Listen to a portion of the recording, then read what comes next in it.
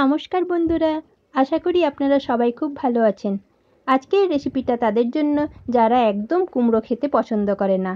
আর আজকের রান্নাটার নাম হচ্ছে আচারি কুমড়ো। এই আচারি কুমড়োটা বানাবার জন্য এখানে একটা কড়াই বসিয়ে দেওয়া হয়েছে, আর কড়াইটার মধ্যে 5 ফোড়ন আর শুকনো লঙ্কা নেওয়া হয়েছে। এই দুটোকে শুকনো কড়াইয়ের মধ্যে ভেজে নেওয়া হচ্ছে। যখন হালকা করে ভাজা হয়ে গেল তখন এটাকে একটা সাইডে প্লেটে নিয়ে নিয়েছি।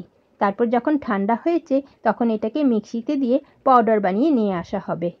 এবার ওই কড়াইটার মধ্যে তেল দেওয়া হয়েছে, তেলে ফোড়ন দেওয়া হলো 5 ফোড়ন আর শুকনো লঙ্কা। যেহেতু এটা আচারি কুমড়ো তার জন্য এখানে 5 ফোড়নটা একটু বেশি করেই দেওয়া হচ্ছে। এরপর এটার মধ্যে আলু ডুমো ডুমো করে কেটে আলু দিয়ে দেওয়া হলো। আলুটা দেওয়ার পর ডুমো করে কেটে রাখা কুমড়ো দেওয়া হবে।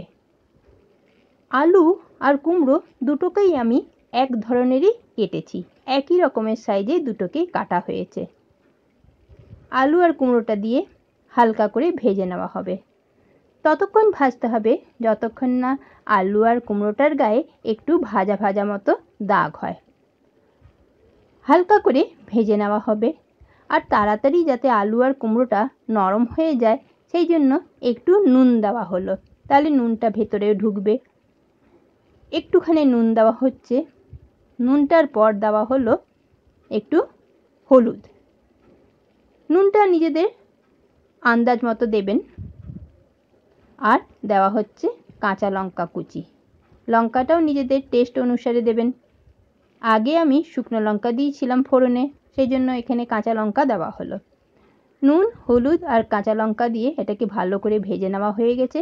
তারপরে দিয়ে দেওয়া হলো জল। জলটা দেওয়াতে আলু কুমড়ো সব নরম হয়ে গেল। 3 মিনিট মতো আমি এটাকে জল দিয়ে এটাকে ফুল ফ্লেমে রান্নাটা করছি। যখন দেখলাম জলটা শুকিয়ে গেছে আর আলু কুমড়োটাও অনেকটাই নরম হয়ে গেছে পুরোপুরি, তখন এটার মধ্যে দিয়ে দেওয়া হচ্ছে চিনি। চিনিটা কিন্তু অতি অবশ্যই দিতে হবে, কারণ আচারি কুমড়ো টক ঝাল মিষ্টি নোনতা সব কিছুই থাকবে, সেই জন্য চিনিটা কিন্তু একটু দিতে হবে। তারপরে যে প্রথমে যে 5 ফোড়ন আর শুকনো লঙ্কাটা ভেজে রেখেছিলাম সেই 5 ফোড়ন আর শুকনো লঙ্কার পাউডারটা দিয়ে দিলাম। আর উপর থেকে দিচ্ছি একটু সর্ষের তেল। ব্যাস, আচারি কুমড়ো আমার তৈরি হয়ে গেল।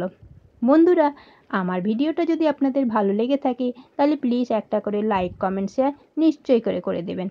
আমার সাথে থাকার জন্য আপনাদেরকে অনেক অনেক ধন্যবাদ দেওয়া হচ্ছে। আর যারা আমার চ্যানেলটাকে এখনও সাবস্ক্রাইব করেননি তাদের অনুরোধ করা হচ্ছে প্লিজ সাবস্ক্রাইব করে দেবেন।